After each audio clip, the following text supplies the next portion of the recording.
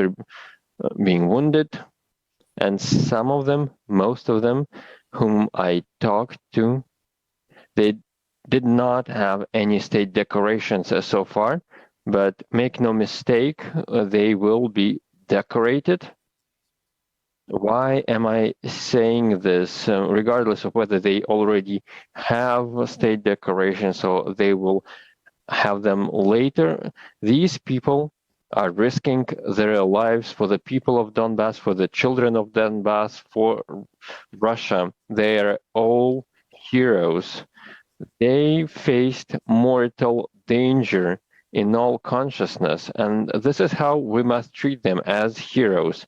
Why am I saying this? I've talked to doctors. They have everything. And I think that this is true. And they have everything to provide qualified healthcare services and high quality healthcare services to these service personnel.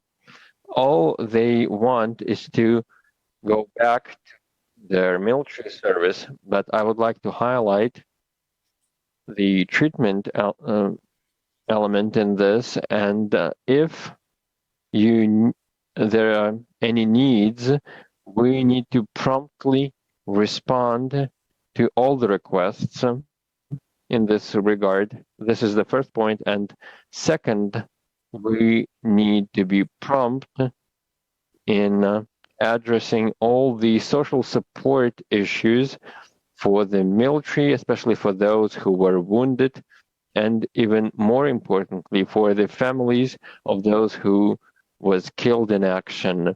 And everything, all the payments have to be made on time, all the benefits, all the bonuses. We've already agreed with the Prime Minister on this.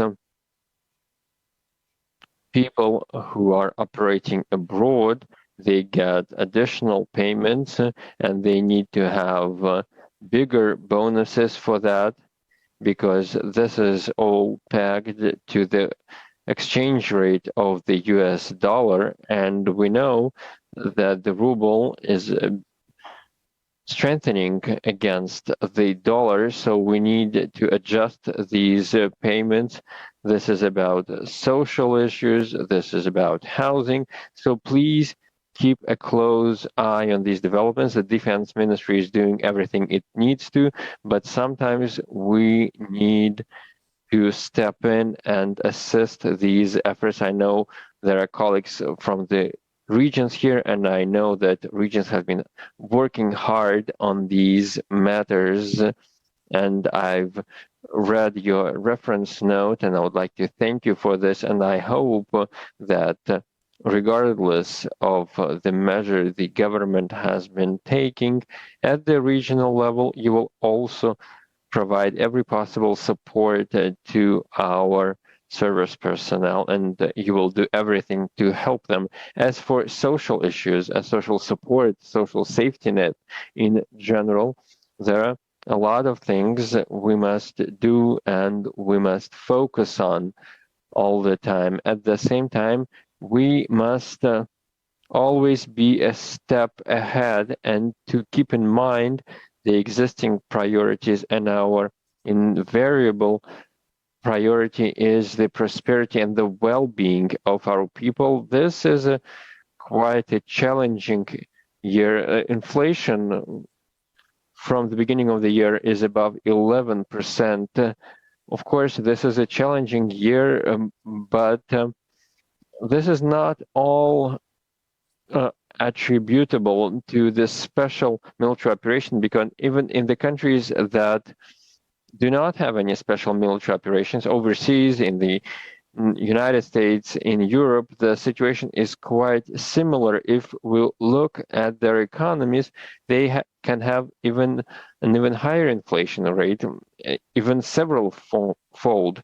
This can be really surprising, but we are also affected, and we have to respond. To be honest, it is even surprising for me that some other countries that do not have any developments of this kind, these special conditions we're living, without facing them, they have an inflation rate several times higher than us.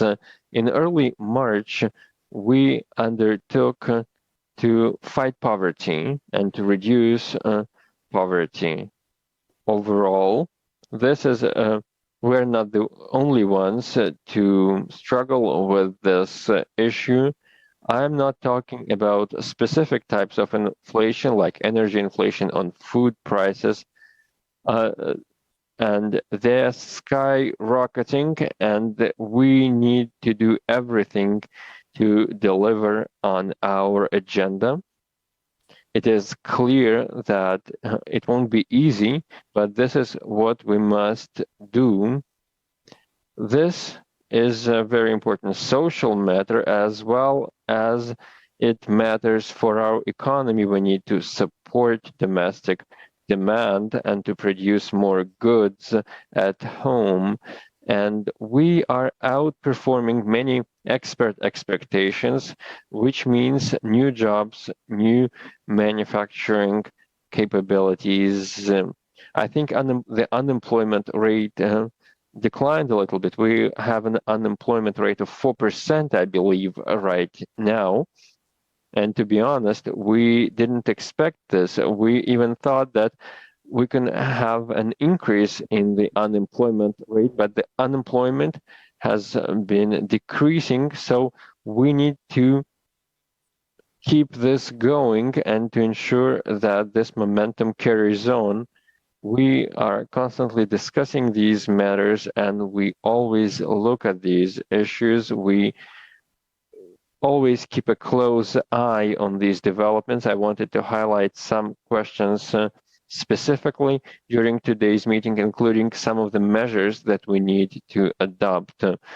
We have been discussing with the government for a long time, and there were a lot of debates within the government, and I would like to announce my proposal. Starting June 1st of this year, I suggest that we increase the pensions for retirees who are not working by 10%. As per the laws that we have, let me remind you that starting January 1st, we already adjusted pensions by 8.6%, which means that pensions will increase by 19.5% since the beginning of the year, which exceeds the inflation rates, and inflation has been decelerating. We have 0.75% inflation rate right now. By the end of 2022, our forecast is that the inflation rate will stay within 15%. Starting June 1st, there will be also a 10% increase in the minimum wage. It will be a little slightly over 13,000 rubles. I'm talking about the subsistence level. This will also increase other benefits, and this will help many families with children, because this is how we calculate many benefits. Starting July 1st, we will increase the minimum wage to 15,279 rubles. We need to be consistent in making sure that salaries increase faster than the prices go up. And we need to make sure that people make more than the subsistence level than they need to live. Social contracts is another important subject.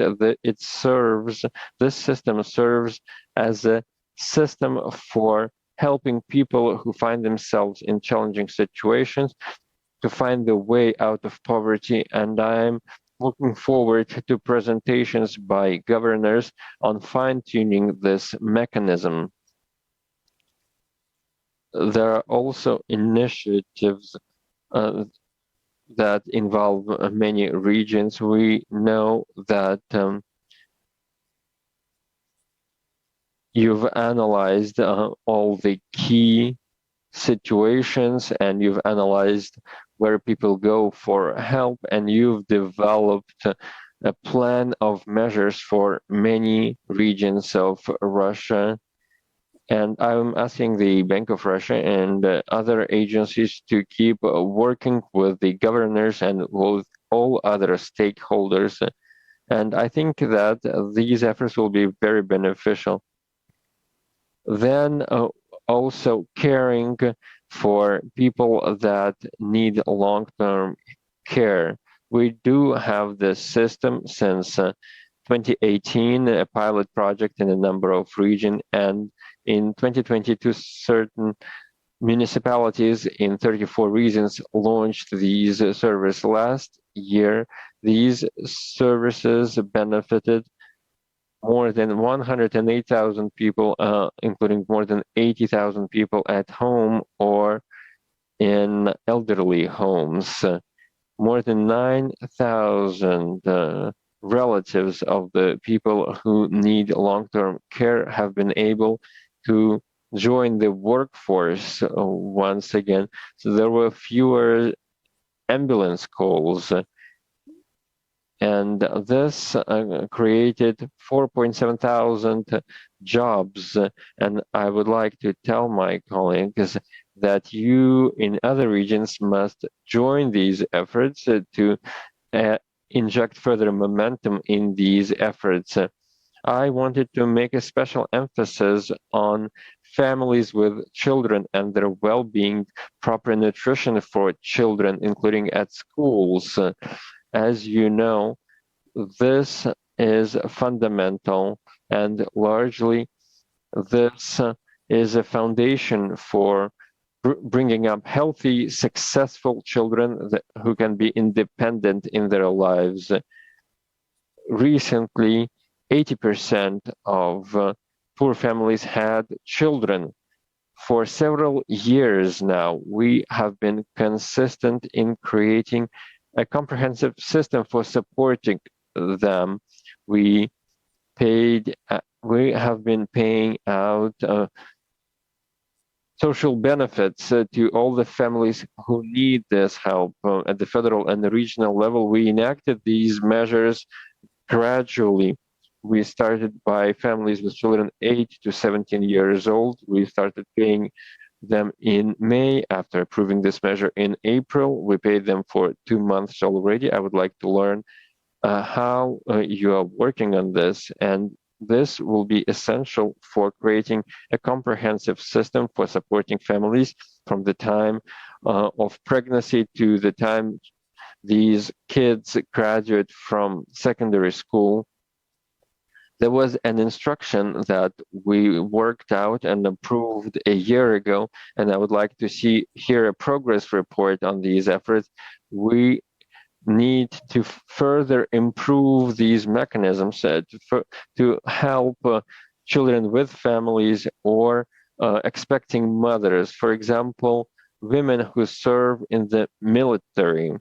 There is this practice that women who serve in the military, they are not covered by the social safety net, so they receive the fixed rate payments, and they received a specific payment, about 18,000 rubles per child, and we must make sure that we increase with more than double this amount to 31,000 rubles for these women. And I will like to ask the government to implement this instruction and to carry out this instruction. Housing is another question. As you know, we decided to extend the payments of 450 rubles for mortgage loans for families who have their third child. We extended this program until the end of 2023. Families with 3 or 4 children, they need to have a very respected status. They have to be respected by our society, and we need to support them. So supporting families was always a historical tradition, and we need to keep it alive, we must make sure that we are guided by these values and that this is a key priority for the government. Families with many children is the way we will respond to the demographic challenges we face. We are not an exception. On all post-industrial states face these demographic issues. We were quite successful in mid 2000s. Of course, there are ups and downs in this process, but we need to revive the positive trends we had. I know that the regions have a lot of positive experience in this regard, so I would like to ask the State Council Social Policy Commission, together with the Strategic Initiatives Agency, to review the best regional practices and to present proposals for the federal level. So, colleagues, you discussed with the government social support measures, so let's review all these proposals. So I would like to give the floor to the first speaker.